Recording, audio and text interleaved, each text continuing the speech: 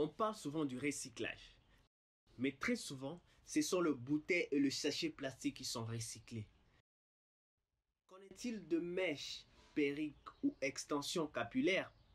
La plupart des extensions de cheveux des femmes qui sont sur le marché sont des cheveux synthétiques en plastique et qui, après leur utilisation, finissent dans la nature en polluant nos ressources à nous, mais aussi en mettant en péril la fertilité du sol. Les extensions de cheveux synthétiques sont bien entendu du plastique.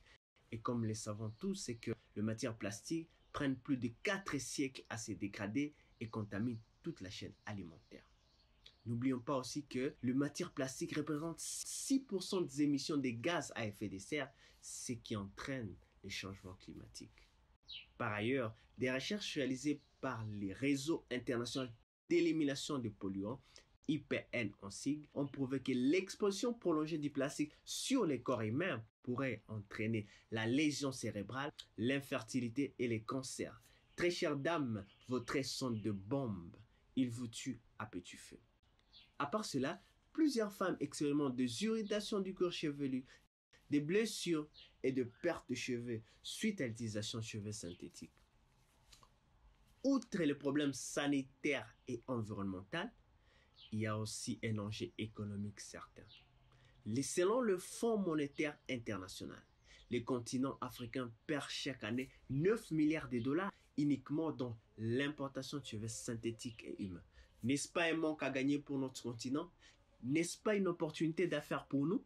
Voilà ce qui nous a motivés d'initier le projet Malkia Bio Hair et dont la solution consiste à la fabrication et la commercialisation des extensions capillaires 100% biodégradables faits à base de fibres du tronc de bananier qui posent des problèmes d'élimination aux agriculteurs et sont un déchet de la récolte de bananes disponible presque gratuitement. Après la récolte de la banane, les troncs longtemps été considérés comme déchets. Les gens n'ont pas su qu'il y a une main d'or là-dedans. Mais nous les valorisons. Notre innovation a donc changé la donne et donne un sens à la précieuse loi de Lavoisier. Rien ne se perd, rien ne se crée. Tout se transforme. En créant ce type d'extension capillaire, nous abordons donc le problème de la santé et de l'environnement dans l'industrie des cheveux, en créant une marque qui reflète l'ouverture de notre volonté de protéger notre avenir.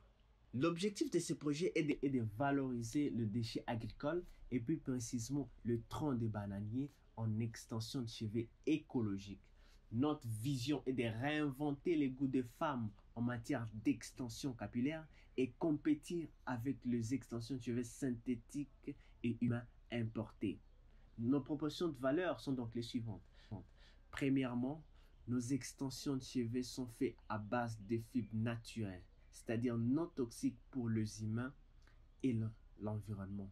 Sur le plan social, nous allons créer une nouvelle source de revenus pour les agriculteurs, étant donné que nous serons en train d'acheter les fibres, les troncs des bananiers, qui étaient jadis considérés comme déchets, et seront en train de lutter contre la pauvreté en milieu rural. Pourront aussi contribuer à la lutte contre les changements climatiques et la pollution de l'environnement. Sur le plan économique, nous allons contribuer à l'économie nationale en créant de l'emploi, mais aussi en empêchant notre État, la RDC, de dépenser des devises dans l'importation des cheveux synthétiques et humains qui coûtent de millions de dollars à notre pays. Nos clients cibles ou bénéficiaires sont les femmes et dont l'âge varie entre 5 et 50 ans. Pendant l'extraction de fibres et la fabrication des extensions de cheveux, nous travaillerons avec quelques femmes défavorisées en milieu rural, ainsi que celles issues des peuples autochtones, pour contribuer à leur épanouissement, mais aussi lutter contre la pauvreté et le chômage des femmes en milieu rural. Nous pourrons aussi également travailler avec les agriculteurs qui seront nos fournisseurs en matière première.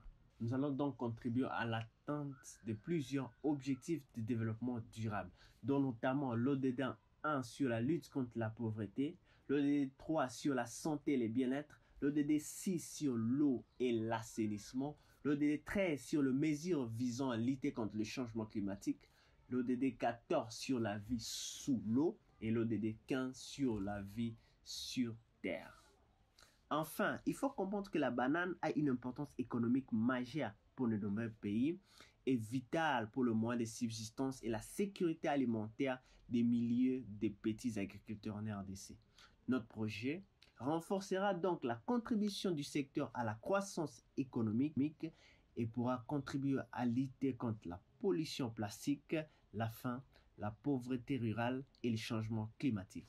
Investir dans Malkia BioHair, c'est investir dans un projet rentable et qui protège la santé des femmes et de la planète en luttant contre la pollution de l'eau et du sol, mais également en réduisant les émissions de gaz à effet de serre.